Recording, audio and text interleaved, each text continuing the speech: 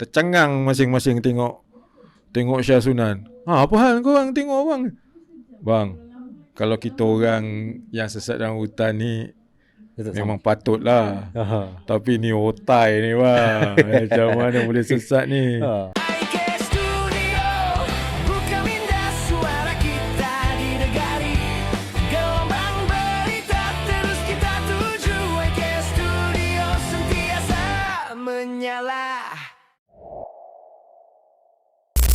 Okay, Encik Syah, boleh kongsikan tak orang kata asas-asas kemahiran survival kalau kita masuk ke dalam hutan, apa benda yang kita perlu lakukan ataupun persediaan? Okay, bagus soalan ni sebenarnya. Kalau apa yang saya boleh kongsikan kat sini, perkara yang paling utama sekali yang perlu ada dalam setiap orang sebelum nak berminat ke arah hutan belantara, tak kiralah gunung ganang ke laut ke, benda tu adventures kan. Betul. Pertama, kita sebagai orang Melayu, orang Islam, kita kena tengok nawaitu kita apa. Niat lah. Niat kita apa sebenarnya nak masuk hutan ni. Nak menunjuk-nunjuk bahawasanya kita hebat dalam hutan. Tu tak betul lah. Tak tergapai. Nak tunjuk betapa hebatnya kita kat laut, jangan. Alright. Jangan sekali-sekali bercakap besar lah. Itu senang cerita bagi mudah faham. Tapi saya ni suka berlapik. Cakap. So, kedua yang perlu ada pada setiap orang seandainya nak masuk dalam hutan ni, hutan lah, kita saja tempat lain lah, hutan, dia perlu buang dia punya panik. Okay. Yang pertama tadi ego, kita dah buang. Ego. Lepas tu yang kedua panik. Okay. Panik ni adalah musuh utama yang paling bayangkan dalam satu eksplorasi yang terdiri daripada beberapa orang. Masuk dalam hutan, tiba-tiba ada seorang panik. Tak termampu grup lain nak bergerak. Betul. Takkan nak tinggalkan dia tengah panik ni. Kawan kita. Betul. Jadi bila adanya wujud kepanikan ni dari dalam diri kita ni, pertama kita dah menyusahkan diri kita. Kedua, kita dah menyusahkan grup, tim. Jadi cubalah mencari bagaimana nak mengasahkan panik kita ni supaya kita dapat kontrol. Alright. Sebab saya pernah satu ketika saya berada di Perak, di Cangkat Jering, di Bukit Berapit ketika tu. Okay. Dikatakan terowong yang saya masuk tu sejauh 15 km. Ui. Terowong terowong. Dalam tanah ke? Dalam bukit. Ui. Terowong tu dalam bukit. Dan saya berjaya. Kami berjaya masuk ke dalam terowong tu. Nak jadikan cerita, bila masuk terowong, bila masuk bunker atau bila masuk tempat-tempat yang ke bawah macam tu, perkara yang paling utama kita kena tengok adalah gelap. Gelap. Bila terlalu gelap, kita nak kena ada cahaya. Jadi persiapan telah pun dilakukan. Saya aja ada beberapa ketul, apa kita panggil tu, power bank. Okay. Semua ada power bank, dengan kameranya, dengan torchlightnya sendiri. Tapi nak jadikan cerita, dalam usaha kami untuk turun kurang lebih 2 tingkat, 2 level ni nak sampaikan kepada terowong ni tadi. Sampai saja kat terowong ni, nak menyampaikan dekat terowong ni, gambaran terowong ni boleh dikatakan sebiji lori hantu boleh lalu. Ui, besar. Besar terowong tu. 15 km. Ui. Daripada lokasi tempat ditemui tu, 15 km tu sehinggalah sampai ke Jalan Air Kuning, dekat Cangkat Jering tu, menghala ke Taiping. Okey, jauh. Tapi benda tu wujud tahun bila tu? Kalau tengok pada keadaan tu daripada zaman British lagi lah. Zaman memang Inggeris lagi. Dia orang buat lah. In fact, masa zaman Tengku Abdullah lagi, maksudnya zaman Raja Abdullah yang melombong emas memang itu ni. Sebab apa-apa pun jua sebelum kedatangan British, binaan tu memang dah ada dah. Wah. Dia orang cuma upgrade kan je. So memang bila dah menemukan saja terowong tu tadi, menjadi satu keheranan. Saya punya power bank tadi tu 2 biji dah habis. Sepatutnya kalau dekat atas 4-5 jam. Ya. Bila masuk kat bawah 2 biji dah habis. Yang separuh, yang sebiji tinggal pun dah tinggal suku. Gila tinggal handphone. Gila tak panik. Torchlight dah habis dah. Dia sebab apa cepat habis? Sebab gelapnya bawah tu untuk menerangi sesuatu area tu, dia tarik bateri untuk cahaya tu pergi. Alright. Untuk cahaya tu pergi. Jadi dia tarik bateri, dia tarik power bank tu sangat cepat, sangat laju. Tu jadi oleh kerana saya tengok ini satu perkara yang memustahilkan untuk kita teruskan perjalanan. Sebab definitely cahaya sangat penting. Kalau kita tak tahu kita ke depan ke belakang. Betul. So alhamdulillah gerak di Allah, kita patah balik. Alright. Sampailah menemukan kita balik semua jalan kita masuk tadi tu. Alhamdulillah. Nak kongsi dalam kita nak pergi ke tempat yang kita sokol sebagai terowong tadi tu. Kita terpaksa, saya pakai beg dada tadi, chest bag tu. Chest bag saya tadi saya pasal tangga saya pegang. Sebab apa? Antara dinding dengan batu tu, ngam-ngam dada ni, nak jalan mengiring ni. Sempit. Mengiring lebih kurang dekat 10 minit. Jauh tak jauh tu. Mau tak mesti ada apa. Sampaikan headlamp ni. Terpaksa pegang dengan beg nak suluhkan tempat yang kita ni. Kan memang sempit lah. Bukan apa kita risaukan, takut batu yang kita duk siring tu tiba ada belah, kita terumban. Ya betul. Itu nak suruh kita ada straight. Ni baju ni dah seret habis lah. Kena seret habis dah ni. Lepas tu belum lagi cerita yang antara batu dengan batu kita merangkak tu. Suluh kat bawah tu, celah batu tu, ada batu kecil terbaling. Agak-agak ada 8 second. Memang dalam lah. Kelepung mula. Tapi bunyi air kuat lah. Bila bunyi air kuat, maksudnya oksigen banyak lah. Tempat memang sejuk lah. Memang keluar asap apa semua. Nanti saya tunjukkan apa videonya. Semua yang itulah nak jadikan cerita bila panik. Kalau dalam situasi tu panik, kita bukan setakat menyusahkan diri kita untuk bergerak. Orang yang panik ni pernah tengok tak macam mana rupa orang panik? Ya, contoh orang masuk dalam air lemas. Itu panik. Lepas tu orang yang panik macam tu dia macam keras tau. Dia trauma. Contoh dia macam trauma. Saya masuk dalam tu bukan jam ni lah, jam Garmin saya.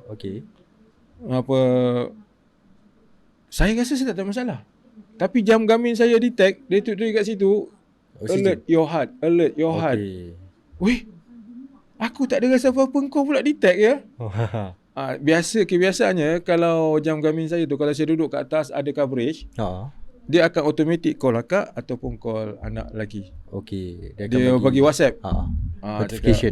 Notification bagi tahu saya ada dalam situasi macam ni, macam ni yang emergency lah. Tapi bawah tu tak ada coverage.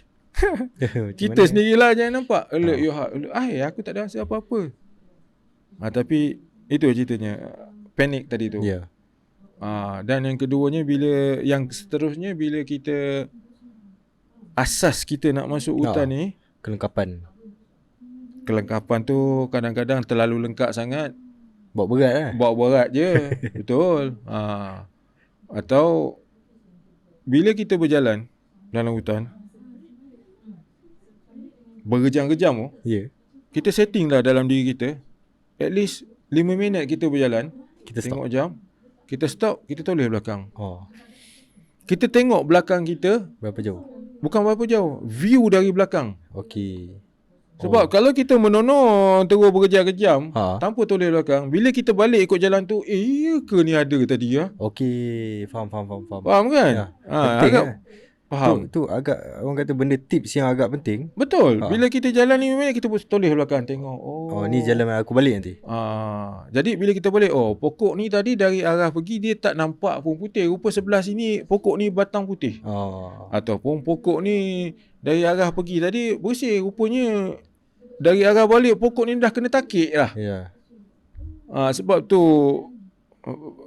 pernah satu ketika pengalaman dengan Afiq. Afiq tahulah cerita yang mana saya tersesat dalam hutan. Kerana bergantung penuh kepada orang lain punya SOP hingga kan SOP kita tak ikut. Sebab SOP ni sangat penting untuk secara individu ataupun secara berkumpulan. Ya, memang kena. Individu kita sendiri, ibarat kata main bola sepak lah, skill individu, skill berpasukan. Betul.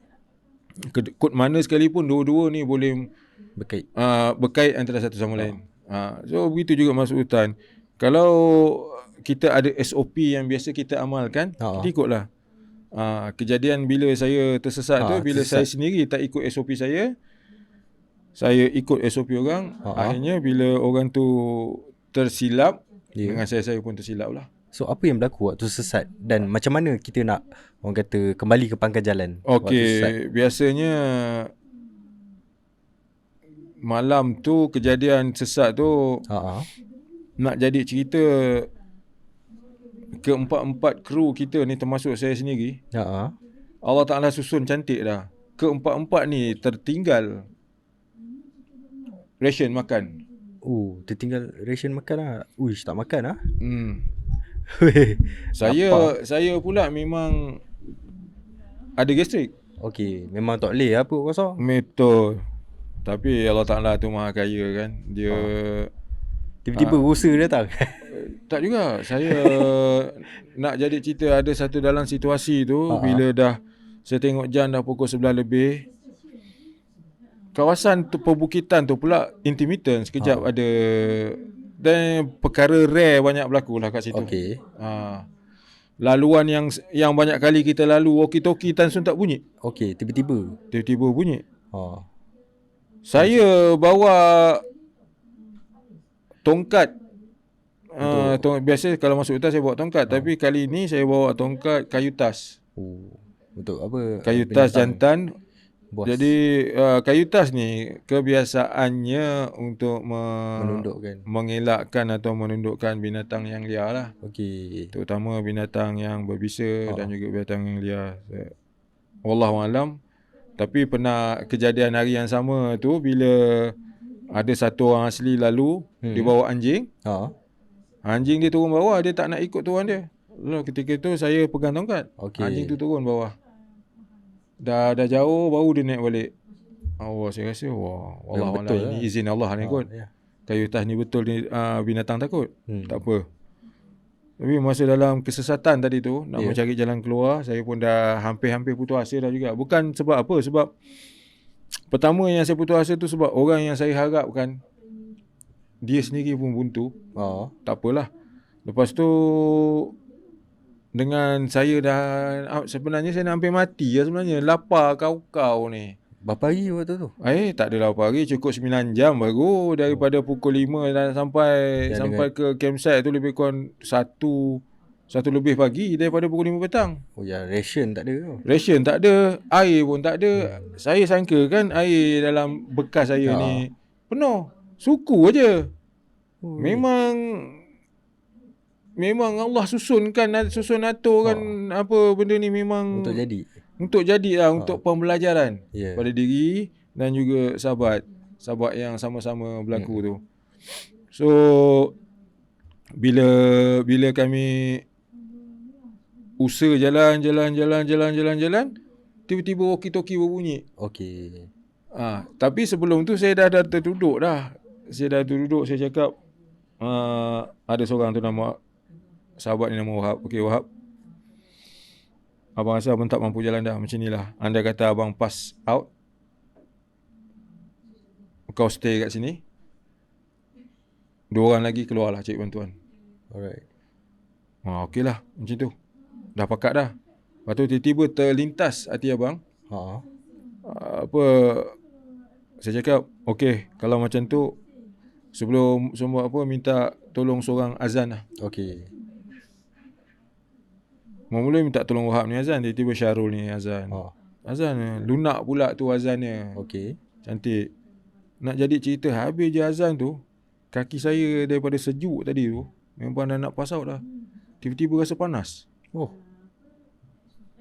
Dah terasa panas ni. Wih, best tu. Dah rasa panas. Naik sampai ke lutut. Lutut sampai ke ni. Saya ada semangat dah pula. Saya bangun, saya pacakkan tongkat saya dekat tepi. Lepas tu, okey lah macam ni lah. Kita ikut yang apa Wahab ni mention lah. Setidak-tidaknya tak ada makanan, kita ada air. Jom kita pergi cari tepi sungai. Okey. Saya pun bangun, pegang tongkat, terkial-kial ni, letih ni. Lepas tu baru nak melangkah 2-3 langkah, alah terlupa tongkat nak ambil. Pusing-pusing tongkat dah tak ada dah. Lepas tu sahabat 3 orang tadi bertanya lah, kenapa bang? Tongkat abang. Lah kan terpacak tadi tu. Tak ada. Dekat situ je habis 10 minit cari. Ui. My. Lah saya cakap macam ni je lah. Kok siapa pun yang berminat dengan tongkat saya tu, kalau rasa nak simpan lah. Kalau rasa nak bergurau senda antara seorang kawan dengan kawan yang lain, tak apalah. Ikhlaskan lah. Ikhlas. Pulang balik lah kalau sekat nak gurau. Campak je lah kat depan tu. Tak campak. Hilang terus. Sampai sekarang tak jumpa. Oh memang lah. Tak masuk lagi pun hutan tu. Memang plan nak repeat lagi sebenarnya. So berjalan lagi, okey lah. Tongkat tak ada pun lah, jalan je lah. Baru nak jalan tiba-tiba walkie-talkie yang duduk dekat dalam beg sahabat tadi berbunyi. Abang Syah. Masuk Abang Syah, Nizam. Uish. Tiba-tiba pula. Laluan ni tadi kita roja-roja tak ada ni. Okay, tak apa. Ambil walkie-talkie, communicate. Abang Syah ni apa ni? Kau kat mana Zam? Saya dekat campsite ni bang, apa semua. Okey. Abang tak tahu abang ada kat mana sekarang ni, tapi dah memang flat kau-kau ni. Abang pun dah kelaparan. Itulah kita orang risau abang. Sebab abang, kita orang tahu abang tak boleh nak lapar. Abang nak kita orang ambil ke tak? Tak payahlah. Memang tak reti nak guide kan. Macam ni lah. Kau pergi dekat kemah abang, tengok dekat dalam beg celoring abang tu, poket sebelah kanan ada mucun bola. Ambil lah seberapa banyak yang boleh. Okey bang, tunggu jap bang, jangan putus. Okey dapat bang, nak macam mana? Bakar sekarang. Sambil berjalan ni. So boleh dengar. So bila dia bakar, boom, sayup dengar, tapi bukan dekat depan, dekat belakang. Alamak. Kena patah balik. Naik lagi bukit tu. Dah separuh bukit turun. Lepas tu naik kebum lagi. Ikut. Sekarang ni kita punya bearing bukan ikut laluan garis lurus. Ikut bunyi. Redah bunyi tu, kebum. Ikut sampai satu ketika tu, sahabat seorang kat depan ni, dia pakai parang, dia pakai macam parang Sarawak tu. Tajam. Sangat tajam.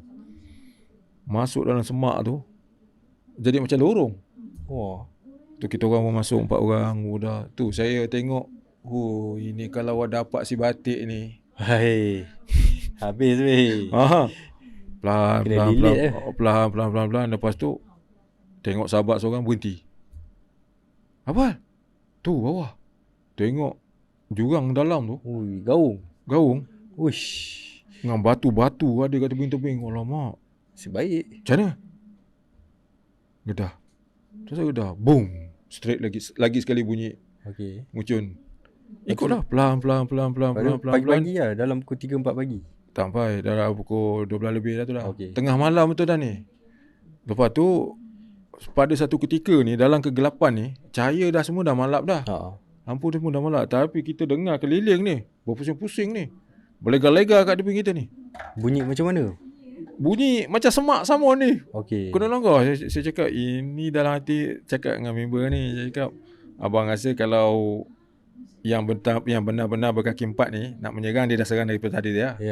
Tapi dia nak follow je ni. Ni bukan yang original ni. Bukan yang nampak lah. Bukan yang nampak ni. Yang tak nampak ni. Okey bang, jalan.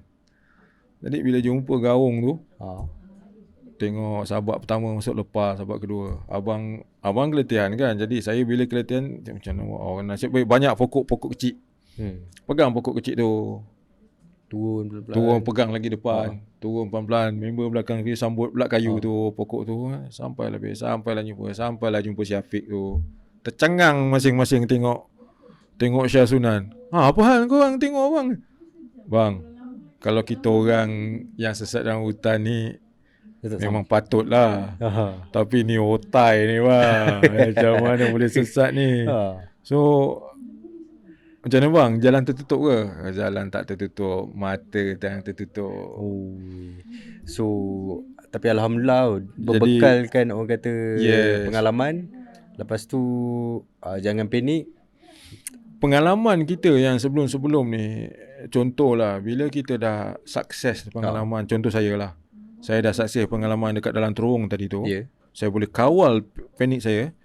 Bila berlaku satu insiden, situation yang emergency juga, kita imbaukan balik kita punya pengalaman. Tadi. Dan dia akan mengajar pada kita tentang bahawasanya dia akan memujuk hati kita. Yang sebelum ni lagi teruk kau kena. Takkan yang macam gini kau tak boleh nak kawal. Betul. Faham tak maksud tu? Bila saya berlaku pada dalam situasi saya tersesat dalam hutan tu, 4 orang tu. Setakat macam gini aku dulu dalam terowong. So dengan orang kata peralatan tak cukup apa semua boleh kan. So itulah kunci dia, jangan panik. Itu yang paling utama, jangan panik. Panik ni bukan setakat dalam hutan. Kat mana saja kita pergi, kalau panik takkan jadinya. Saya pernah terlibat dengan saya dulu bekerja makan gaji juga dalam syarikat telekomunikasi.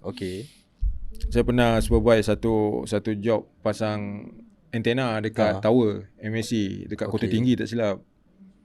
Panik punya pasal kontraktor tu peluk tiang. Dah macam besi dah tangan ni.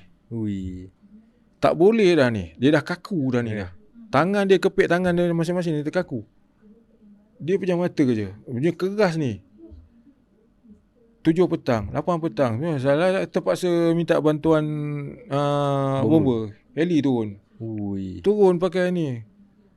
Tak silap saya dia kena sembuh asma, sabutama. Sembuh something yang dia boleh terus pengsan. Sebab dia tak nak lepas. Dia tak nak lepas tu. Jadi bila sembuh tu dia pengsan. Dapat buka lagi, ikat dia baru naik heli. Bayangkan panik tu. Bukan dia mati. Tapi disebabkan dia rasa macam dah tak ada hari esok. So dia sebab kaku. tu dia kaku. Macam itulah. Bagi dia itu satu tindakan kata mungkin nak menyelamatkan diri. Tapi orang lain tengok okey gini. Tapi bagi dia tak boleh lah. Betul. Abang Syah boleh kongsikan tak kalau kita masuk dalam hutan, sebagai contoh kalau kita sesat tadi macam mana kita nak dapatkan bekalan air dan makanan. So ada tak tips yang boleh kongsikan? Baik, sebenarnya kalau bila kita tidak menjangkakan keadaan tu boleh membuatkan kita tersesat, maksudnya kita tidak ada buat persiapan apa-apalah. Tambah lagi pula ketika seperti mana yang saya cerita tadi, dalam situasi saya tersesat, pengalaman tu, dia punya keadaan waktu tu malam. Jadi bila dah malam, ditambah lagi situasi tu berlaku tanpa kita punya expectation langsung kan. Jadi dekat situ yang paling utama tadi panik tadi dah. Jangan panik. Dan kedua tenaga dalaman kita. Berapa jam saya kelaparan tu. Kalau ikutkan saya dah pingsan dah. Tapi dah collapse kan? Dah collapse dah. Gula dah kurang apa semua dah. Jadi tenaga dalaman tadi itulah. Tapi bila nak menceritakan perihal tenaga dalaman ni lagi dalam lah pula kita nak bercerita kan. So untuk memastikan, saya nak bagi mudah faham, maksudnya janganlah kita ambil situasi waktu malam lah. Sebab kita cerita dulu waktu siang. Bila kita berada dalam situasi kata sesat di waktu siang, Kemudian kita Lapar, dahaga. kelaparan, dahaga apa semua. Dia yang paling utama sekarang ni dahaga tadi tu. Ya. Jadi Dehidrasi kan. dah bila badan kita dah dehydrate, Ha. memang kita akan letih lemah. Betul. Bila ada air, kelaparan tu menjadi kurang. Ya. Kekuatan tu boleh lagi kita melangkah walaupun kita lemah, masih lagi dalam keadaan lemah. Jadi air. Bila kita bercerita tentang air, dah tentu kita nak cek sumber air. Ya. Kan?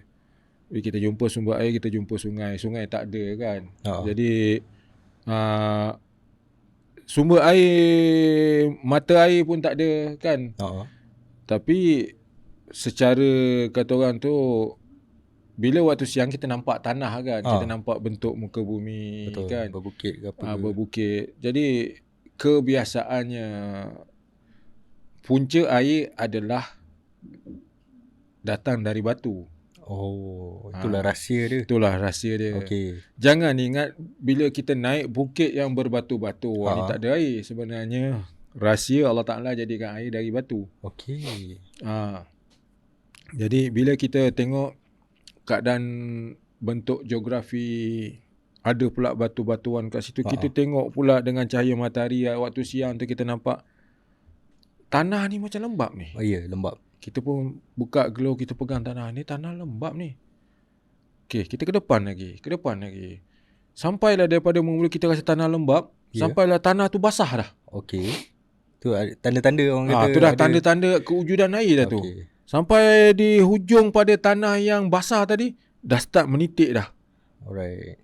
Dia menitik dah. Menitik. Kita ke depan lagi dah. Dia dah start mengalir. Andai kata dah jumpa air yang sebegitu, dah boleh tadah lah. Tapi kalau nak lebih cepat, pantas nak kita dah dahaga kau-kau dah ni dah. Pergi dah lagi ke depan. Jadi bermula daripada mana tadi? Daripada tanah yang lembab, bentuk geografi, bentuk geologi, geografi pada lereng bukit tadi tu. Seolah-olah kalau kita ada air mengalir, memang air akan mengalir kat situ. Alright. Jadi itu kalau air yang mengalir yang kita nampak. Sekarang ni itu adalah laluan air. Kemungkinan besar airnya ada di dalam. Okey, sebab tu kita kena turun jalan.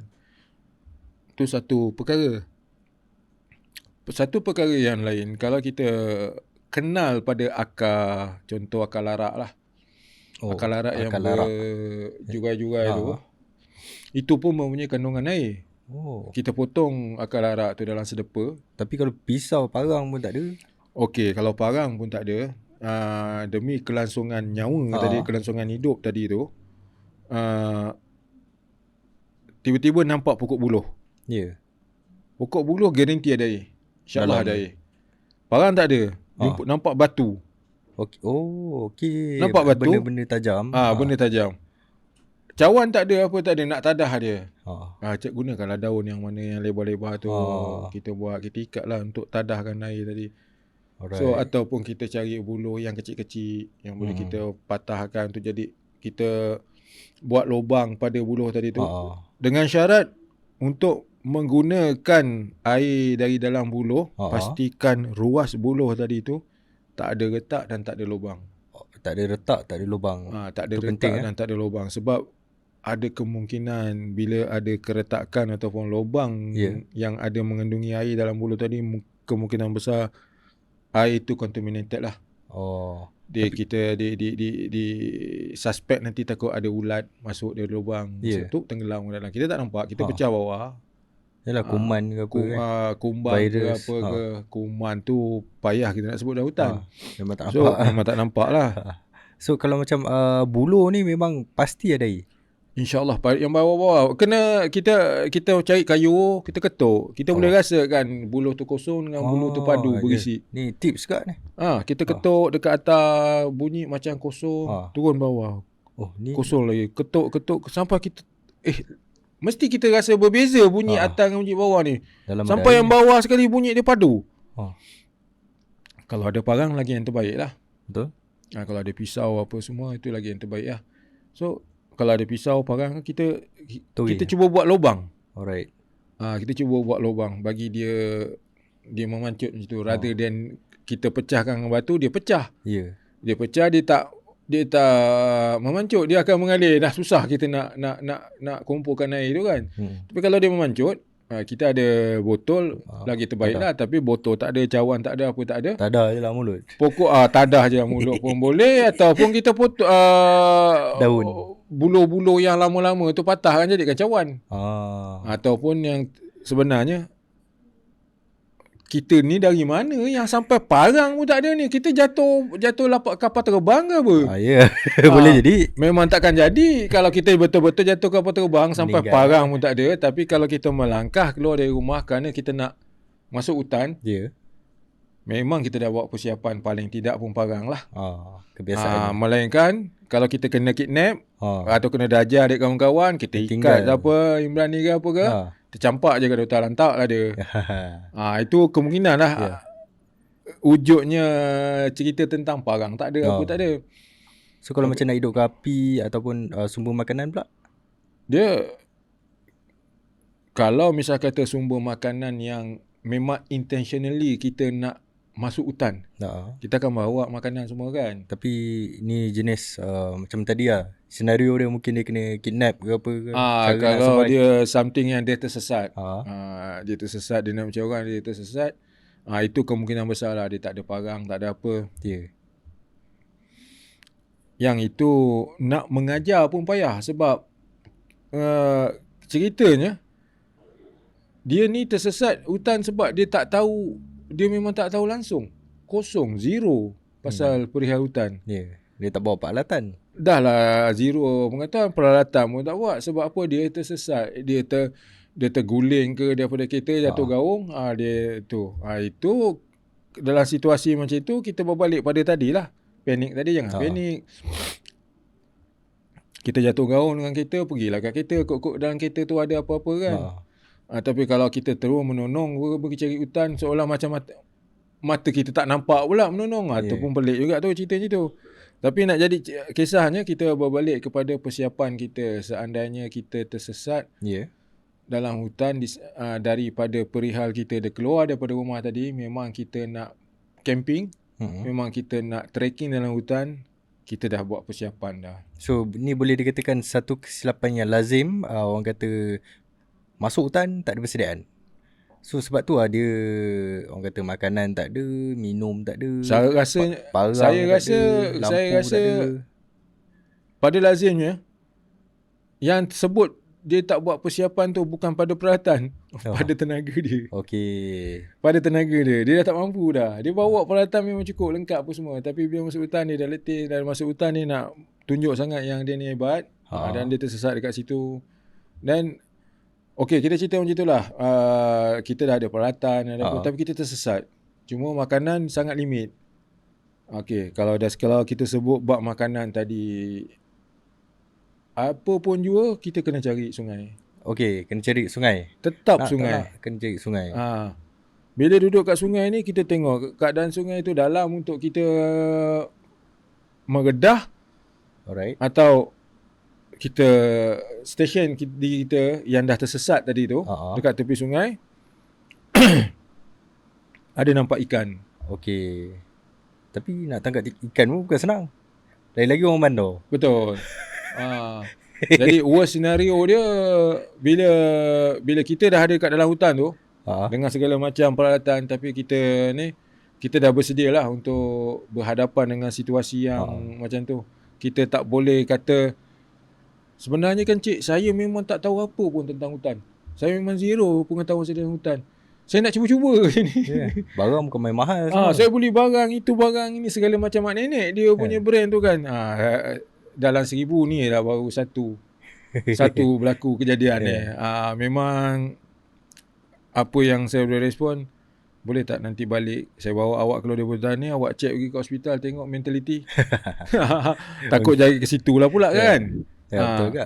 Betul. Jadi macam tu lah tadi. Apa pun yang paling kita tahu, air. Bila kita dapat air, kita dapat minum, kita jaga, perut kita dah tentu lapar. Kita nak cari memburu binatang sebagai makanan, rasanya tak adalah kot. Dalam 10 belum tentu satu pun boleh buat. Ya. Jadi kita carilah benda yang boleh makan tumbuh-tumbuhan tu sendiri. Kita dah nampak buluh tadi, kita dapat air pun daripada buluh tadi. Jadi kenalilah buluh tu punya rebung, ruas yang boleh dimakan. Tapi saya tak nak buat worst scenario dia langsung tak ada peralatan. Payah saya nak bercerita macam tu. Teruk benar. Dia ada kenalilah dekat pokok buluh yang kita dapat air tadi tu. Bahawasanya di bawah pokok buluh tu ada makanan. Rebung tu boleh makan. Busuk tak busuk pun kita makan. Kelangsungan hidup nak menyambung balik tenaga apa semua. And then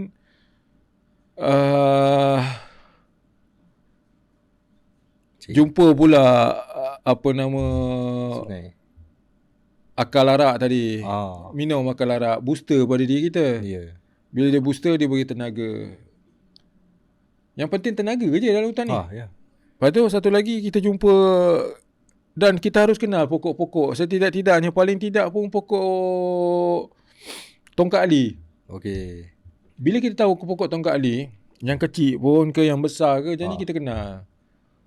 Pokok tongkat ali tu, yang kecil lah terutamanya, ambil pucuk yang 3 helai pucuk tu, ambil, kita jirus lah dengan air yang kita ambil daripada pokok buluh tadi tu, ataupun memang kita ada air, kita kunyah dia. Pahit tu memang pahit, tapi kita kunyah, telan dalam teguk, 2 teguk, 3 teguk air liur kita tadi dengan bercampur dengan daun. Itu kita buang lah.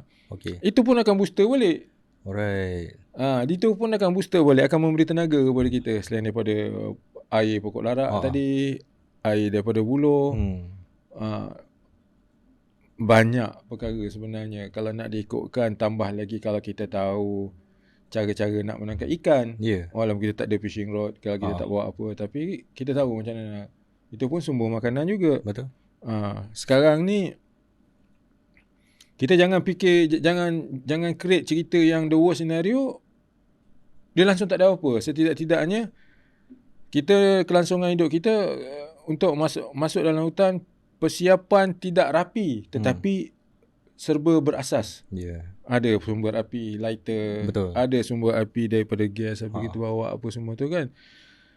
Makanan je kita tak ada, makanan dah habis dah. Memang kita jenis kuat makan kan. Ration yang kita bawa tu semua habis. Jadi dengan keilmuan yang ada pada diri kita, kita pandai, kita boleh tangkap ikan berapa banyak ikan mahal semua dekat dalam sungai dan hutan tu. Ikan kelah hanyalah, ikan apa. Jadi itu pun sumber makanan.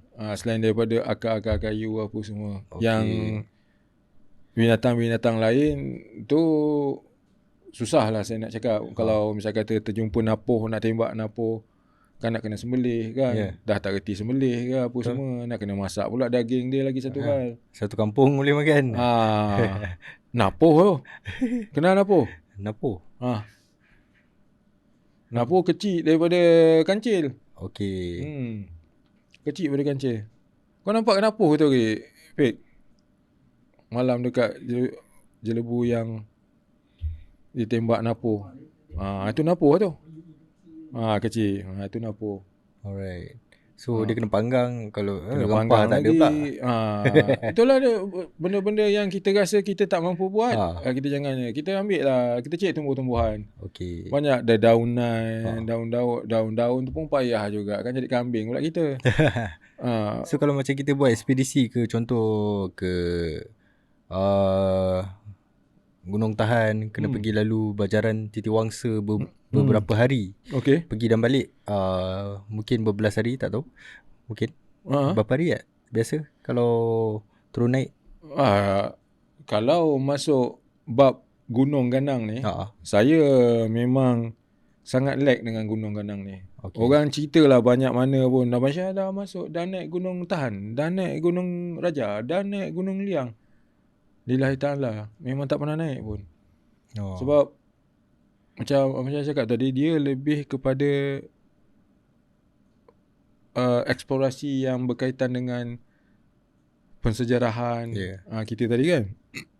Seandainya pengkajian kita tu tidak memerlukan kita naik ke gunung. Tak payah. Tak perlu lah. Tak perlulah. Okay. So kalau ada tak ekspedisi Abang Syah yang orang kata berhari-hari, berminggu, so macam mana, berapa banyak bekalan makanan tu yang kena bawa tu? Okay, sebab tu kita dah setting dah. Okay, kita pergi ni 2 minggu lah contoh. Kita dah tahu barang kita bawa. Sebenarnya bila kita dah berada dalam hutan, kita punya kelaparan tu memang lapar double. Okay.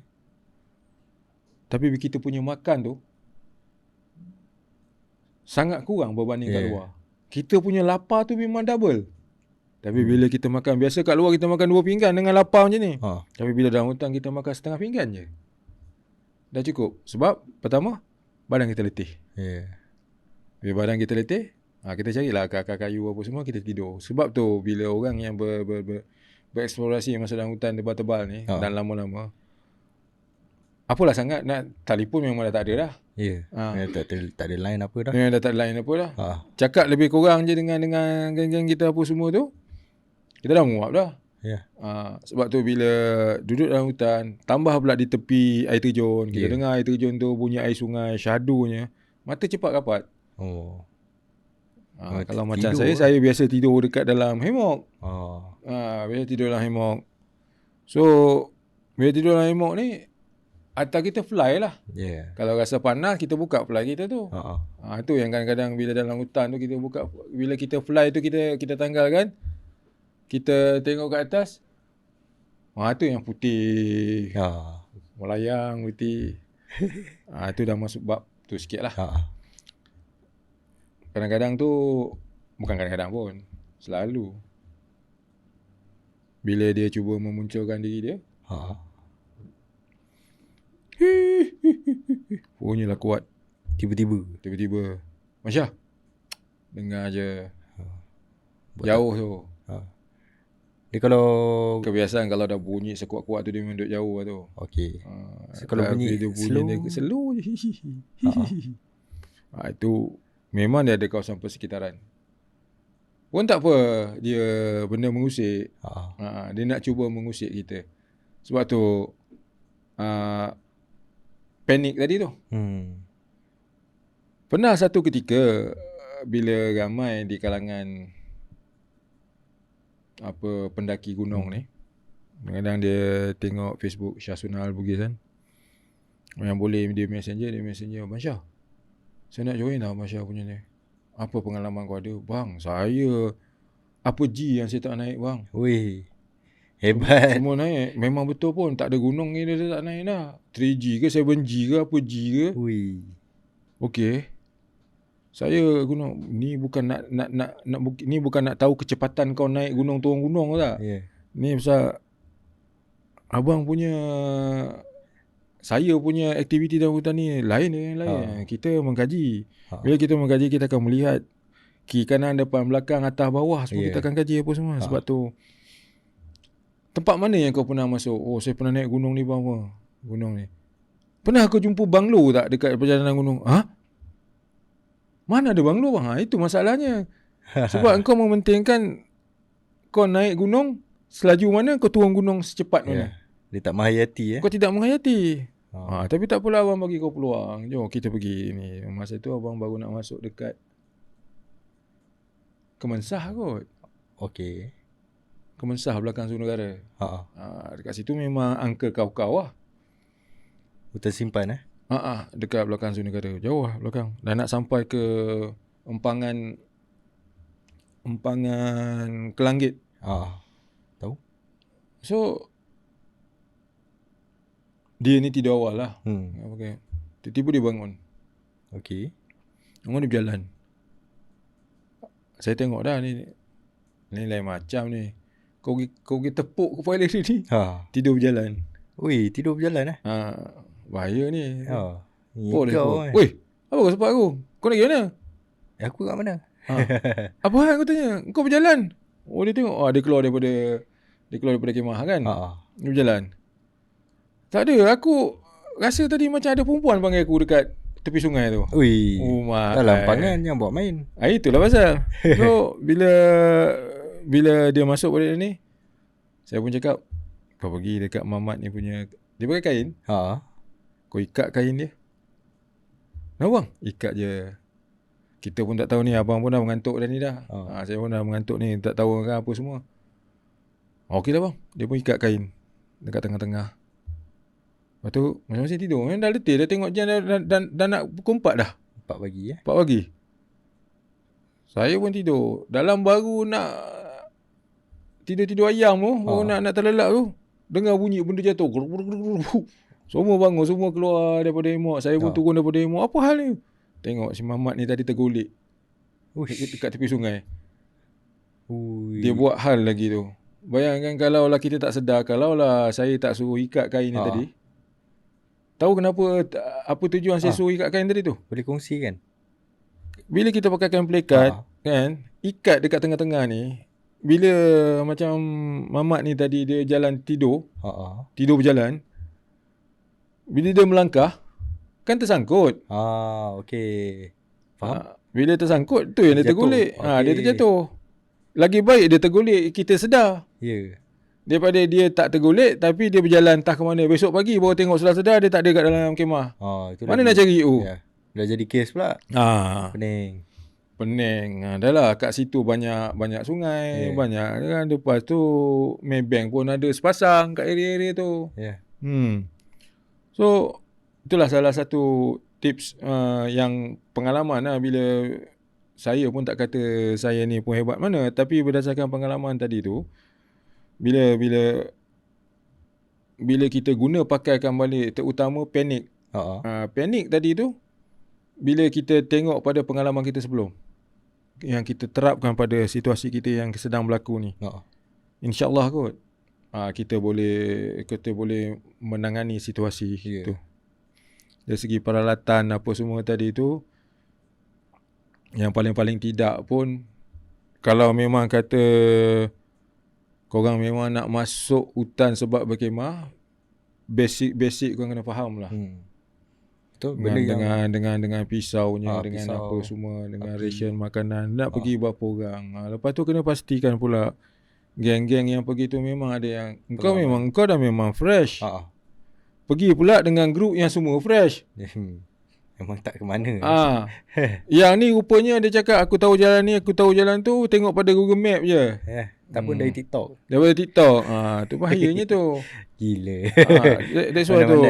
That's why bila nak menjalankan aktiviti menghutankan diri ni, pastikan adalah orang-orang yang mahir. Saya pun tak kata saya mahir. Kadang-kadang tu memang saya, tapi memanglah kita ni bukan hebat mana. Sebab bila kita masuk hutan belantara atas sebab kita nak mengkaji, dua mata kita tak cukup. Satu otak kita tak mampu. Sebab tu kena ada dua, at least 3 atau 4. Dia tak boleh kata the more the merrier. Selalunya kalau the more the merrier, yang merrier tu salah seorang tu mesti problem masuk. Betul. Biasanya at least 3 ke 4 orang. Sebab bila nak mengkaji sesuatu perkara ataupun berlakunya sesuatu kecemasan, kita tergelincir ke, membuatkan kaki terseliur, kita seorang memang habis lah. Nak bawa beg lagi, nak bawa ration memang. Sebab tu sekurang-kurangnya 2. 2 orang. Seorang tu boleh fikir ataupun tak, semangat dia pun lain. Motivation. Motivation dia tu lain. Lagi kalau ada 3. Betul. Dia setidak-tidaknya paling maksimum lah saya pernah masuk hutan 5 orang je. 5 orang. 5 orang je. Dia kalau yang ramai-ramai ni kat luar-luar lah. Ni lebih kepada kita nak buat training. In fact, untuk pengetahuan Imran ada. Untuk Imran pun memang saya dan beberapa orang rakan yang ex-service pun, bahawasanya kita dah form satu group, satu company yang mana kita menjalankan training dalam hutan, survival. Macam mana kita nak mencari yang sokol makanan tadi dalam hutan, macam mana kita nak menghidupkan api secara alami, secara naturally, tanpa menggunakan lighter. Kita buat tu. Dan kita dah Ada team lah. So, orang kata memang dah ada tim lah. Sebab baru-baru ni kita buat dekat Kuala Kubu. Sebab kita dekat Kuala Kubu tu kita nak buat simulation kecemasan apa semua kan. Nak jadi cerita, salah seorang daripada kita punya peserta tu terjatuh okey. dalam Kebetulan lah. hutan. Hujan lebat. Hmm. Dalam hutan tebal, tepi-tebing. Ya. Jadi simulasi tu Ya, macam mana? berlaku secara realistik. Jadi masing-masing dapat pengalaman macam mana nak menggunakan, nak buat kita sokong apa tadi? Stretcher, nak ikat tali, luka tadi tu, balutan dan balutan dari segi terkehil ke, luka yang berdarah ke. Jadi daripada simulasi yang berbentuk simulasi tetapi dia menjadi simulasi berbentuk realiti yang cukup realistik. Okey. Bayangkan kita nak angkat peserta kita yang cedera tu cross sungai. Pula berat dia 200 kilo. Tak sampai dah 200 kilo tapi kalau kg-nya tak silap itu hari 65 kg. Okey. Tapi bila dah sungai atas tanah boleh kita menjinjing. Tapi kalau cross sungai takkan kena jinjing, tenggelam dia kan. Dah kena letak kat bahu. Seorang dua orang pula kena guide kita kat depan sebab kita nak ikut langkah dia. Sebab benda tengah malam kan, hujan lebat, air deras sungai. So kita nak make sure kita tak, bila orang depan yang guide kita pegang stretcher terjatuh, maknanya kita kena hati-hati lah. So alhamdulillah masing-masing dapat pengalaman. Jadi untuk kepada sesiapa yang berminat lah, bolehlah cari Syah Sunan Al-Bugis untuk training tu. Memang kita dah ada kan. Training ni dibuka secara, orang kata secara terbuka lah. Secara terbuka. Oh, menarik tu. Ada juga segi services dia berapa ringgit kalau kita nak join? Kalau nanti kita akan, sebab pertama kita tengok pada aktiviti. Kedua kita tengok berapa ramai yang terlibat. Dan daripada situ dari segi harga tu lagi ramai mungkin pasti akan ada harga-harga yang tersendiri tertentu. Sebab benda rate ni bukan rate yang kita panggil sebagai rate yang tetap. Dia bergantung kepada modul. Bergantung kepada modul apa semua, berkayak ke, survival ke apa semua. Alright. So mereka climbing ke, abseiling ke. Tali tinggi semua ada lah. Tali tinggi semua ada. Mantap yang paling penting jurulatih kita kompeten, itu je. Alright. Kenapa saya mengenengahkan kompeten? Anda kalau boleh tak naklah berlaku. Tapi anda berlaku sesuatu perkara yang emergency yang menyebabkan kecederaan, jurulatih tahu nak buat apa. Satu, dan keduanya orang yang cedera tadi dia ada insurans. Dia nak claim. Kita akan urus. Bila SOP claim insurans tadi pula, dia akan tanya balik, ini jurulatih ni ada kompeten tak? Bayangkan kalau jurulatih tak ada kompetensi. Dia nak claim tak apa, kita pula jadi susah ni. Betul. Sebab tu macam yang saya cakap tadi, jurulatih kita memang kompeten. Tali tinggi ke, abseiling ke, roping ke, berkayak ke, insyaAllah. Padu. So Abang Syah boleh kongsikan tak, orang kata pengalaman yang paling seram seumur hidup berada di dalam hutan? Teruskan ya. Okey. Seram dari segi binatang buas. Okey. Tamanya lah yang kita boleh melihat dan kita boleh sense, kita boleh bau. Tak kala sampai saja di gigi air tu, kita nampak tapak kaki si dia tu, Maybank tu. Okey, Maybank. Tebing sungai tu ataupun aliran air tu berpasir. Okey. Bayangkan kesan tapak kaki tu, air baru nak naik. Okey. Pasir tu lembab, berair. Bila kita pijak,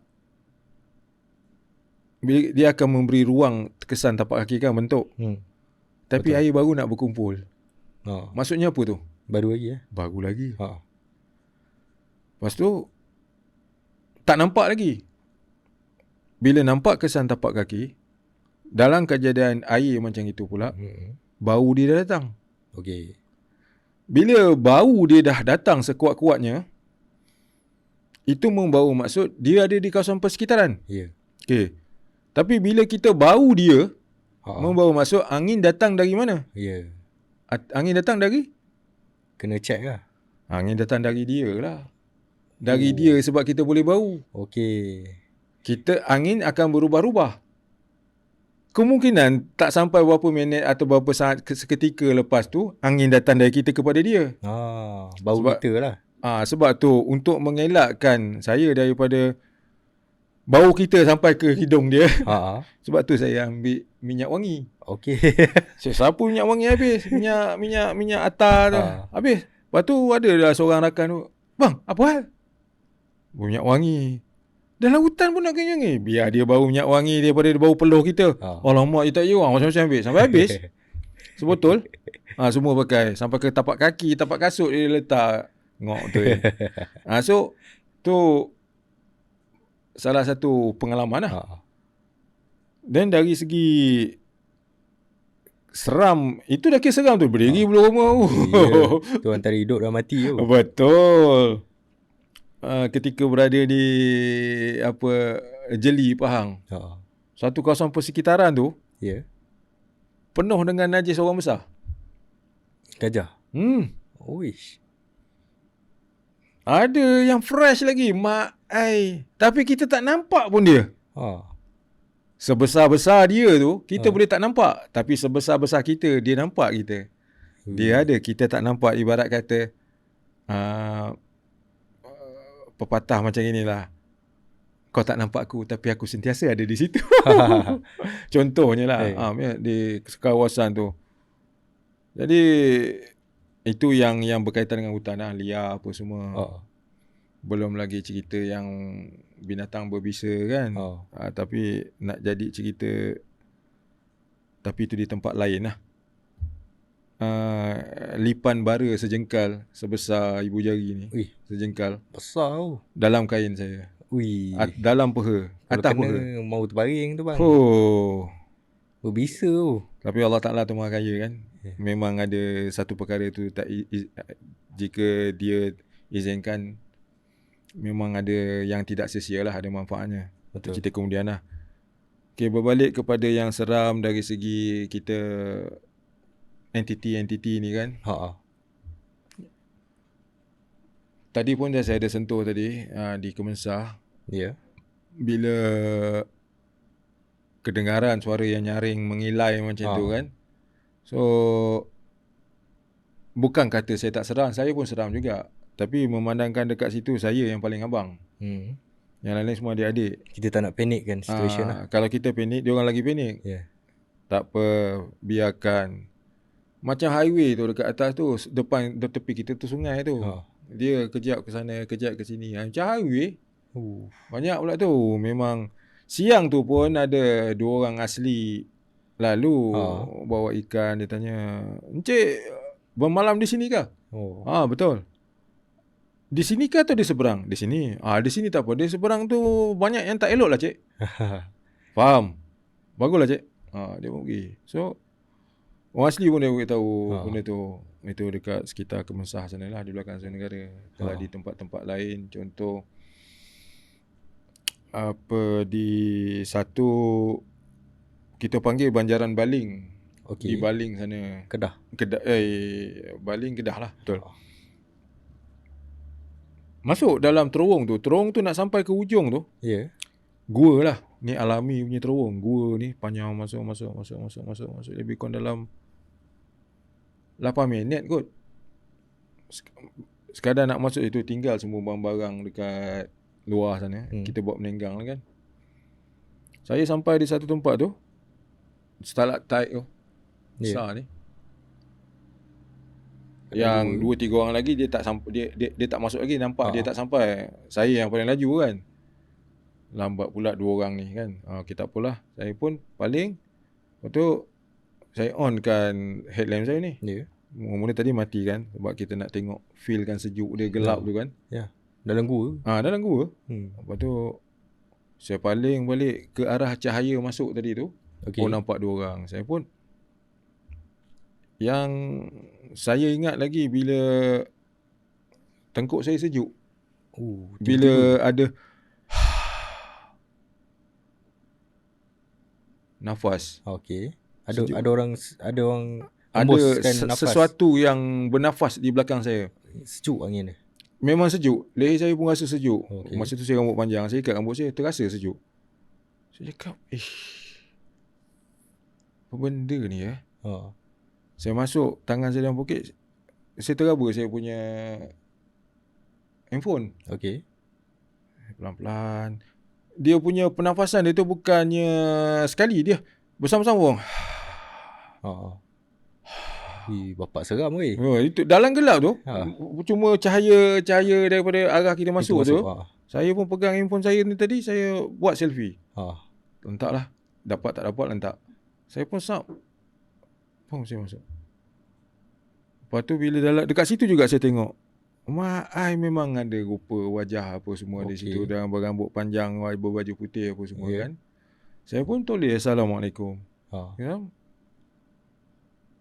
Kita takut, kita seram. Tapi kita kena beranikan diri kita tak boleh lari. Kalau kita lari mencicit macam mana kita tak nampak bentuk jalan ni. Saya raya kita tergelincir ke apa. Jangan jadi macam tu.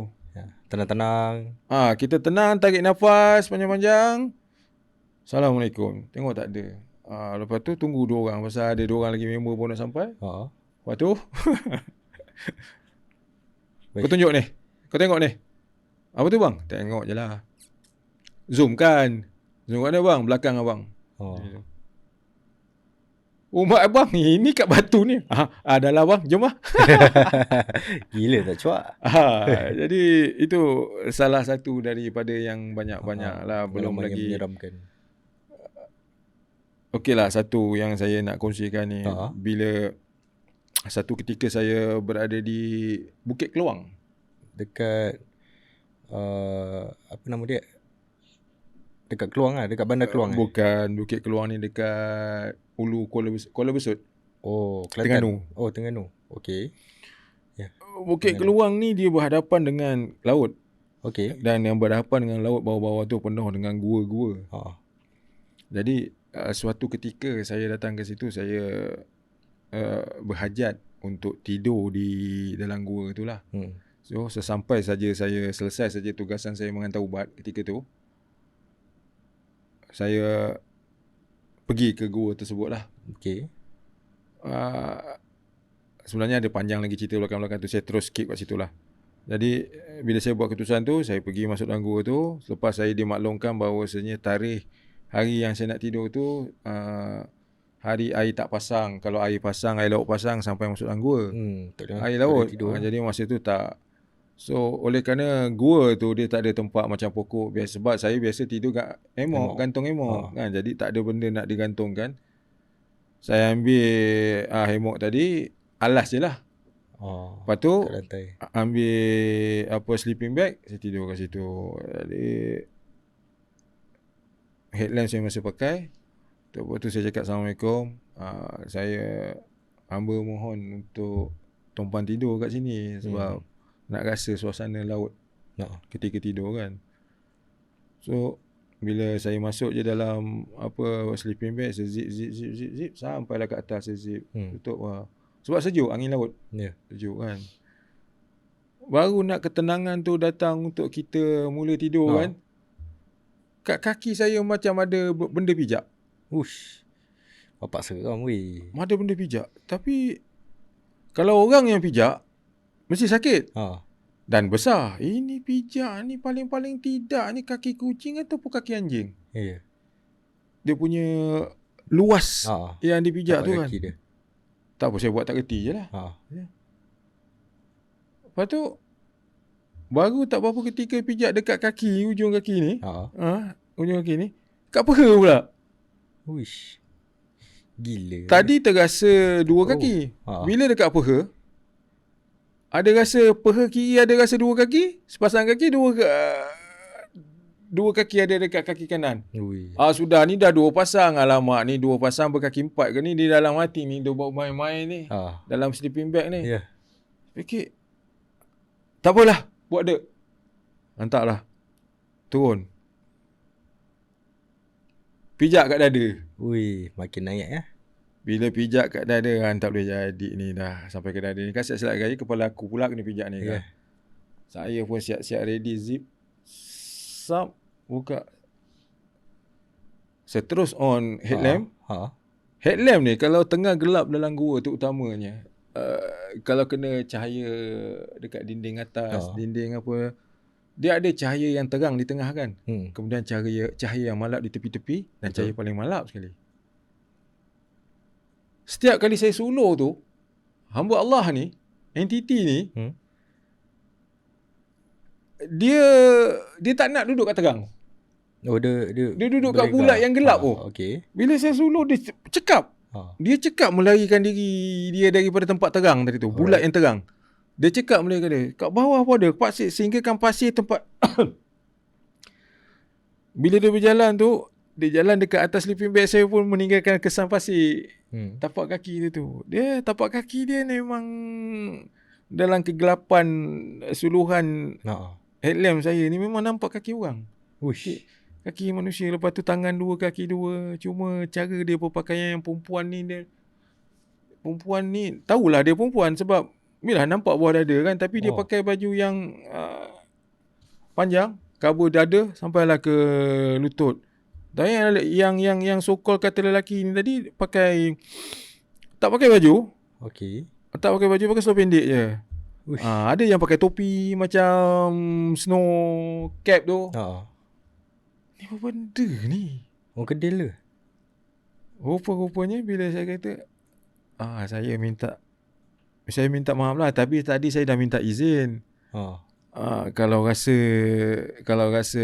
izinkan saya sambung balik tu sebab saya ngantuk ni, boleh tak? Lepas tu bila saya tengok dia ke tepi, saya baring balik. Memang mengantuk, lillahi ta'ala, memang mengantuk. Saya tidur boleh padam lamp saya. Memang dah nak tidur. Bila nak tidur, ramai duduk dekat atas. Alamak lah, ini tak bagilah ni.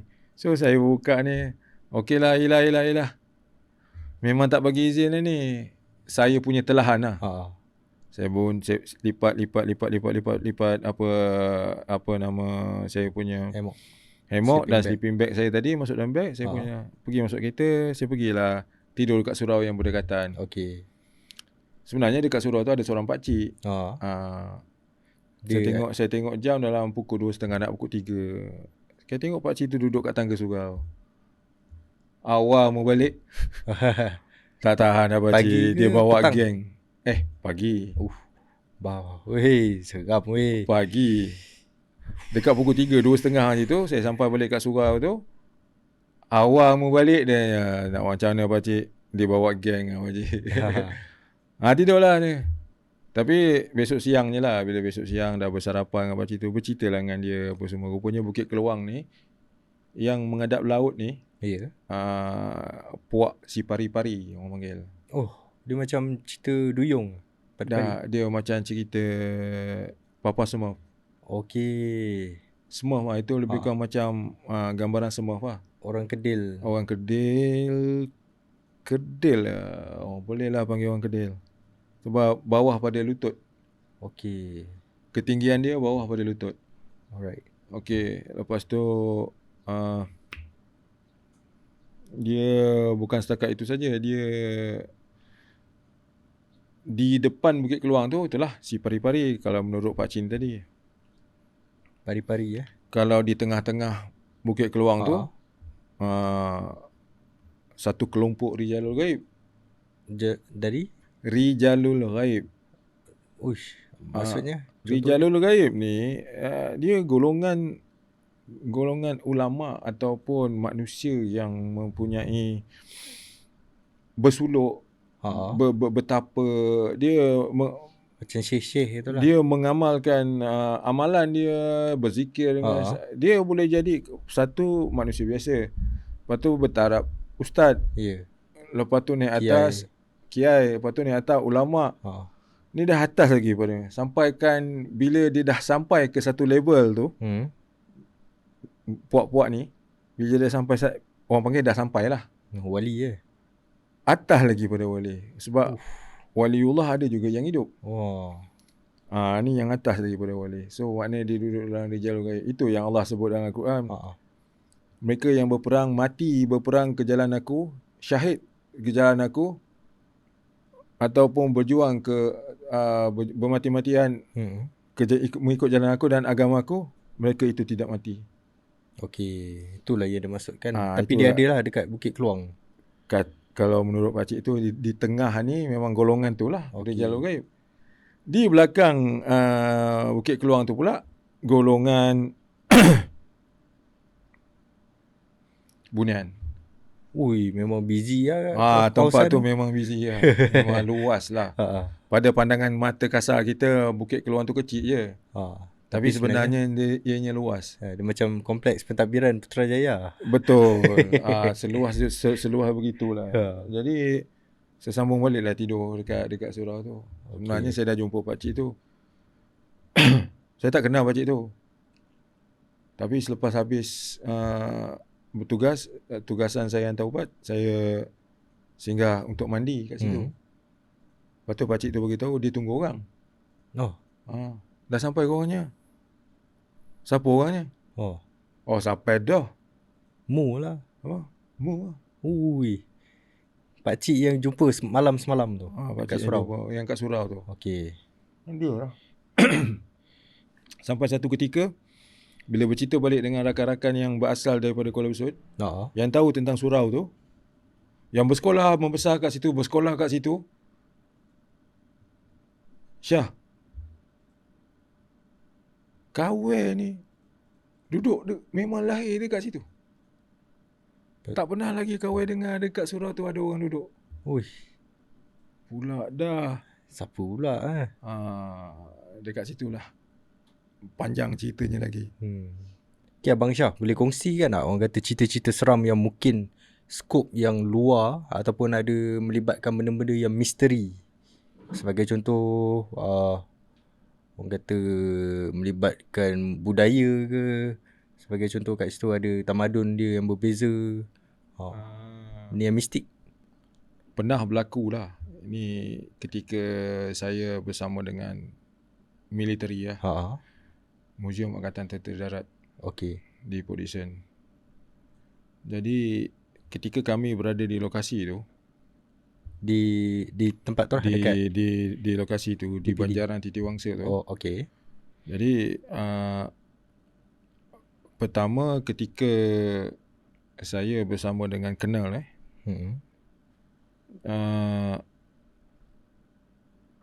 ketika kami sedang berbual-bual lah dengan Colonel ni, dengan semua yang ni sebelum nak masuk tidur kan. Sebab dah keletihan berjalan 10-15 jam lagi kan. Jadi malam tu letih, tapi sebabkan ada pula Allah buat kopi apa semua kan. Jadi kita sembang. Sembang. Tiba-tiba Tuan Colonel ni tepuk saya. Syah. Sampai mata dia memandang ke atas. Saya berdepan dengan dia. Apa dia kenal? Maksudnya kat belakang tuan lah. Belakang saya lah. Dia nampak. Tapi bila saya tulis, saya ingat belakang saya betul. Rupanya jauh kat atas. Jadi saya betulkan kedudukan saya tengok betul-betul. Kalau pernah tengok filem kungfu yang perempuan pakai baju berselendang, terbang apa semua kan. Dia lebih kurang keterampilan sesusuk entiti ni yang kita kira sebagai perempuan ni, dia berpakaian sebegitulah panjang. Memang daripada atas ni kita nampak dia memandang pada kami. Dia rambut tidak mengurai seolah macam hantu Kak Limah tu. Tak, dia memang kemas. Tambah lagi pula ketika tu juga ada seorang hamba Allah ni mempunyai torchlight yang power. Jadi dia suruh. Perkara ni berlaku bukan hanya sekadar saya dengan Tuan Colonel tadi. Semua yang ada di situ. Semua nampak. Jadi bila hamba Allah ni suluh dengan torchlight dia yang begitu power, menyuluh keadaan entiti tu, saya pula cuba ikhtiarkan, saya tak pandai mana lah, saya cubalah berkomunikasi. Jadi seolah macam saya, dia tutup setiap channel nak berkomunikasi. WhatsApp tak lepas contohnya lah. Messenger tak jawab. Telefon pun kita dengar terus-terus dapat announcement apa kan. Jadi Not dia di tutup. service. Ya. Dia tutup. Jadi wah, ini pelik ni, kenapa dia tak nak communicate, tapi Yeah. dia menampilkan diri dia. Nak jadi cerita, sahabat saya ni, tuan kenal ni, dia seorang yang pandai melukis. Okay. Apa saja yang dia nampak dekat site tu, dekat lokasi tu, mana Dia yang rasa rare, pelik, dia akan lukis. Memang cantik lukisan dia, walaupun dalam buku kecil tu. Ada rajin menulis dan juga rajin merekodkan benda tu dalam bentuk lukisan. Jadi pada waktu salah seorang daripada anggota Suluh menyuluh menyinar dekat atas kepala dia tu, macam ada, apa kita panggil ni? Ada bonjol. Crown. Oh, ada crown. Ada crown. Crown? Itu automatically bila nampak itu, saya pun nampak, semua pun nampak, dan tuan kenal kita terus lukis. Okay. Tu lukis. Cantik. Sampailah ketika dia agaknya dia dah cukup waktu tempoh dia nak menampilkan diri dia pada kami ni. Dia naik atas tu hilang. Air terjun, batu yang ada dekat atas air terjun tu ada 3 faces. Muka si yang menghadap kita lain. Muka kat tengah ni lain. Muka kat belakang lain. Cukup lengkap dengan ada mata, ada hidung, ada mulut. Tapi bentuk je lain. 3 faces tadi ni. Bila gambar air terjun tu tadi kita ambil secara straight, kemudian bila sebelum keluarnya entiti tu tadi, tuan kenal kita tadi, dia yang ambil gambar tu. Tahu tak, dekat dalam apps gambar tu kita ada mirror. Okay. Jadi terbalik. Bila ada mirror, dia akan jadi satu lagi gambar, walaupun gambar yang asal sebelah. Tapi bila kita buat mirror, gambar dia jadi sepasang. Flip. Flip lah. Mirror dengan flip lain. Flip dia tutup, jadi sebelah. Okay. Bila ada sepasang macam ini, dia bersambung. Dia menghasilkan satu image yang sangat rare. Cukup rare. Jadi bila gambar tu dalam handphone tuan kenal kita tadi, dia buka. Lepas tu saya cuba zoom. Di tengah-tengah tu, macam mana yang saya nampak, ada di dalam gambar. Uish. Macam mana kami nampak tu, yang terbang tu, ada kat dalam gambar ni. Damn. Dia hanya keluar selepas jadi mirror. Okay. Mentafsirkan sejarah yang ada pada hari ni, terutama diri kita sendiri, bangsa kita sendiri, dan kita kena tahu apa tujuan kita Allah jadikan dalam dunia ni kan. Sebab ada setengah pendapat dia lah, tapi abang rasa macam setuju pendapat dia bila dia cakap dunia ni bukan tempat tinggal kita, dunia ni tempat meninggal. Betul. Tempat kita tinggal kita akhirat besok. Tapi apa pun juga, bila Allah sebut, ada setengah hamba Allah yang mengenali abang. Kalau pernah dengar nama Ramli Awang Mursyid? Pernah dengar. Siapa tu? Seorang novelis. Dia penulis. Dia novelis. Ramli Awang Mursyid pernah beritahu abang, Syah, kau ni pencari Tuhan sebenarnya. Dia pernah kata macam tu lah, pada pandangan dia lah. Tapi apa pun, apa yang saya nak sampaikan kat sini, Allah menyebut, kau kajilah apa yang aku cipta ni. Kau tak perlu nak kaji aku. Tapi kalau kau rasa betul-betul kau nak mengkaji aku, kata Allah tadi, kau kaji diri kau. Betul.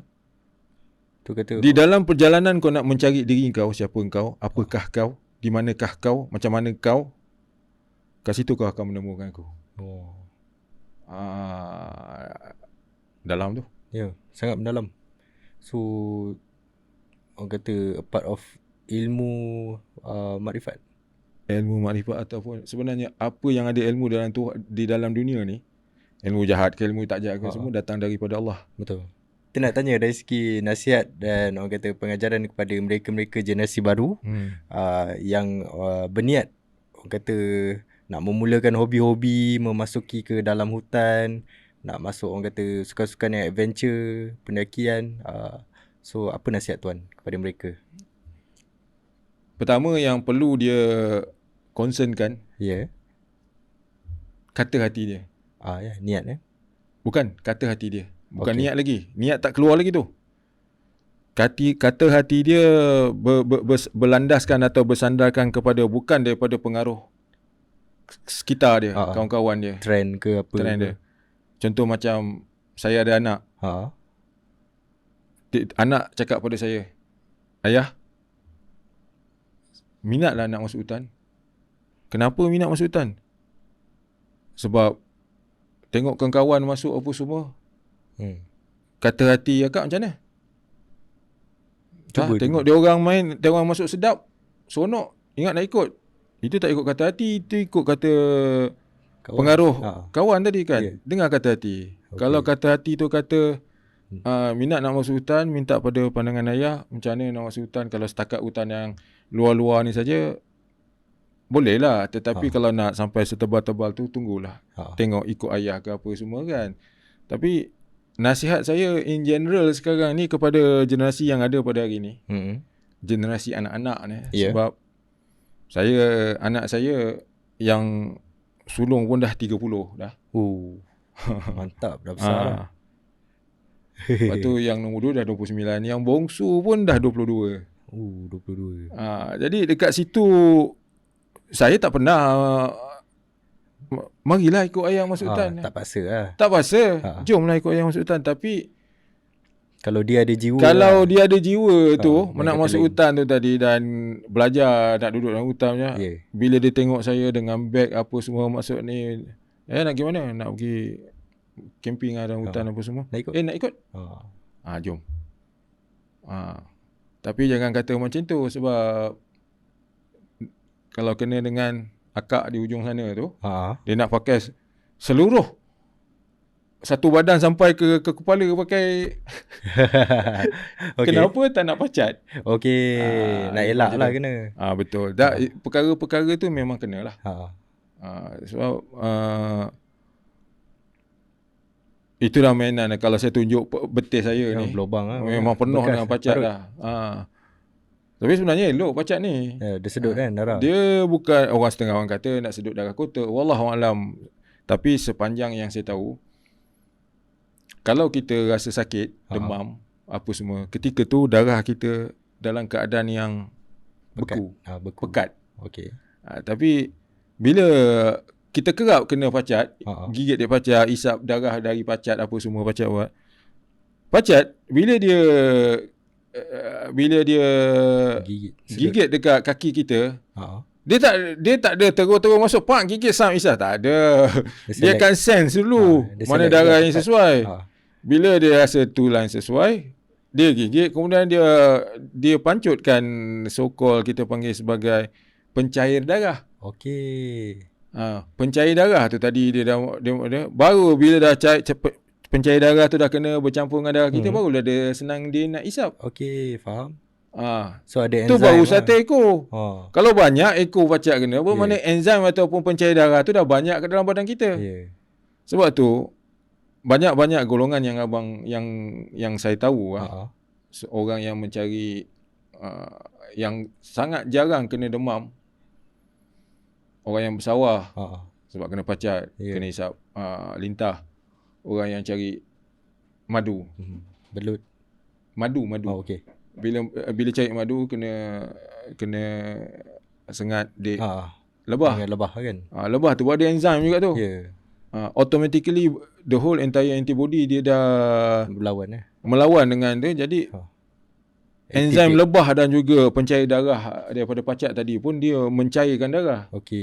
Jadi tak adalah darah kita dalam kuantiti yang ada dalam badan kita ni pekat. Dan membuatkan kita demam apa semualah. Kena stroke ke apa kan. Dia lebih kurang macam tu. Itu pun dah berat sangat dah stroke tu. So macam tu lah. Lepas tu sebenarnya bila kita berubah minat kita kepada hutan ni, kita kena ingat, kita masuk hutan ni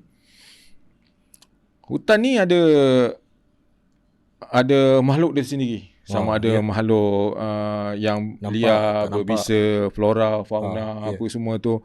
Ada juga makhluk-makhluk lain kan. So Sebagaimana kita nak menghormati hutan, kita menghormati juga mereka. Okey.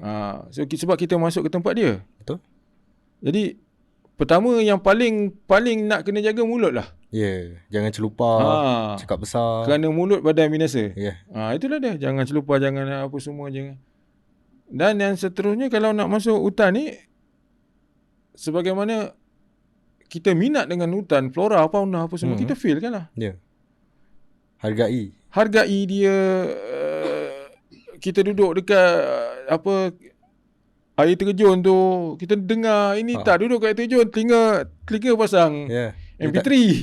Dia tak feel lah. Dia tak ada feel. So dia kena menghayati menghayati apa semua. Lepas tu setengah orang cakap, kalau dah bercamping dalam hutan ni, kita sentiasa berjalan atas tanah kan. Supaya tapak kaki kita kena ke tanah kan. Sebab apa? Itu untuk nak feel nature. Bukan, kita earthing tau. Kita hilangkan charge.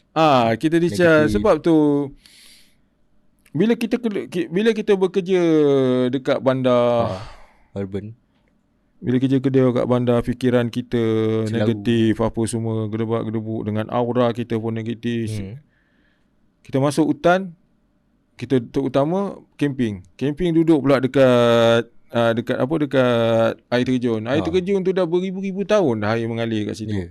Charge positif punya banyak kat situ. Okey. So bila kita duduk kat situ, segala macam mak nenek yang negatif, black yang kita bawa masuk ke dalam hutan daripada bandar tadi, kita kerja apa semua, dia kena natural lah. Dia akan jadi natural lah. Charge negatif tu akan pergi, charge positif akan masuk. Sebab tu bila orang dah duduk lama dekat dalam hutan, dia balik bekerja, dia semangat. Ya, betul. Dia semangat sebab dia dah discharge apa semua, detox apa semua. Tu perkara-perkara yang bukan memungkinkan, itulah realiti dia. Betul. Itulah realiti dia. Di samping kita belajar macam mana nak survive, itu memang kena belajar lah. Kena cari orang yang berilmu lah, macam mana nak baca peta, macam mana nak baca kompas. So perkara-perkara lain yang seperti yang rare tu, bolehlah tengok pada TikTok ke, Shah Sunan Al-Bugis ke, Facebook ke. Sebab tak syok nak cerita pasal bab rare ni. Shah Sunan bercerita ya. Nak syok lagi, jom. Kena pergi lah bersama. Kena pergi. Kita pergi bersama apa semua, kita tengok kat situ apa yang dia masukkan Shah Sunan ni. Rare tu, rare ini kan. Feel kan dia. Itu baru betul. So kalau slot yang terkini ataupun yang terapat sekali buat masa sekarang ni, mungkin selepas bulan puasa ke? Selepas raya. Selepas raya. Sebab kita selepas ni kita ada menerima kunjungan daripada sebuah negara Caribbean sana tu. Kemungkinan besar dengar cerita, wallahualam, masih pun tak pasti. Dengan kata ceritanya lebih kurang dalam 30 ke 40 orang untuk nak feelkan tropika. Bukan tropika, khatulistiwa di Malaysia ni lah kan. Sebab diorang setiap tahun diorang ada bajet untuk buat outdoor. Dan selalunya dia pergi ke Sri Lanka, dia pergi ke Amerika Latin. Jadi bila ada proposal untuk buat kat Malaysia, orang happy lah. Tapi tak tahulah, wallahualam, ini baru perancangan ni, proposal pun masuk lagi. So anda kata itulah yang berlaku, itu yang direncanakan, itulah yang berlaku. Mana kita akan masuk dalam 30 ke 40 orang daripada Pulau Caribbean sana tu. Itu kemungkinan besar kita, sebab diorang ni nak feelkan mountain, gunung. So diorang nak feelkan abseiling, roping. Diorang nak feelkan kayak. Diorang nak feelkan trekking, water rafting apa semua. So kami ada lokasi kami di Kuala Kubu, tetapi bila come to gunung, situ tak ada. Ada pergi jauh. Bila come to laut, diving ke, kayaking ke apa ke, alamak, kita kat sungai je. Dia nak laut. Dia nak adventure laut-laut macam tu. So kita ada. Jadi itu yang membuatkan kita akan ada satu kerjasama dengan pihak Rainforest di Santubong. Kuching. Mantap. Di sana tu memang saya pun dah seminggu duduk dekat sana dengan kakak semua. Hutan tebal tu. Ya, Entasan Tubong. Dekat situ kalau nak naik gunung, abseiling semua ada. Jumpa Rafflesia. Rafflesia apa semua. Lepas tu nak laut pulau-pulau berdekatan tu boleh apa semua. Air terjun dia pun boleh tahan juga. Ya.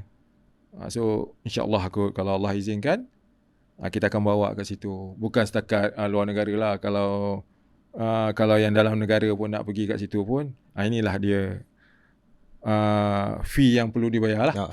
So far semua ada permit lah. Bukan setakat permit, malah jurulatih kita pun commitment. Okay. Itu penting. So ada insurans semua. Betul, itu memang kena buat. Okay. Memang kena ada. Alright. Jadi bolehlah berhubung daripada masa ke semasa macam mana.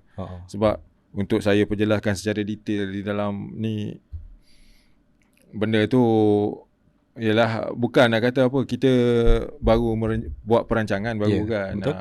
Benda tu memerlukan masa juga. Memerlukan masa, perbincangan, confirmation, perbincangan daripada masa ke semasa apa yang nak buat apa yang. Tapi dari segi game memang banyak lah game ni. Kayaking apa semua tu sebagai contoh. ATV apa semua. Adventure. Dalam satu perkataan adventure. Kalau macam HRDF ada boleh claimable. HRDF memang so far jurulatih kita memang ada HRDF. Dia punya kompetensi tadi. Okay. So kalau macam company-company nak buat trip, boleh. InsyaAllah boleh sangat. Itu team building lah. Nak buat team building kan. Kalau company-company nak buat apa, insyaAllah boleh. Sebab saya tidak mau review sangat-sangat pun. Tapi apa yang saya boleh kongsikan kat sini, kebanyakan jurulatih kami bekas komando, bekas Paskau, Paskal semua ada. Platoon, Vet 69 semua ada. Tiger Platoon apa semua. InsyaAllah. Semua yang sulit-sulit. Itu sebab tadi tu. Benda yang dari kalau memerlukan dia orang, kita ambil. Kita tarik. Kalau setakat beberapa orang sangat nak ambil kapasiti tu semua apa, sebab benda tu masing-masing perlukan komitmen. Kedua, masa. Jadi kita perlu fee. Kena faham lah dari segi fee kan. Kena faham. Nak dapatkan kejurulatihan yang benar-benar kompeten, ini kita boleh sediakan insya-Allah. So macam itulah. Alright. Ceritanya. Okay, Cik Shah, kami di IK Studio ingin mengucapkan jutaan terima kasih Alhamdulillah atas perkongsian dan kesudian berada di studio kita pada hari ini. Baik. So guys, kita akan stay tune dan terima kasih kerana korang mendengar dari awal hingga akhir, dan jangan lupa follow TikTok dan Facebook Shah Sunan Al-Bugis. Okay guys, stay tune. Assalamualaikum dan salam sejahtera. Bye.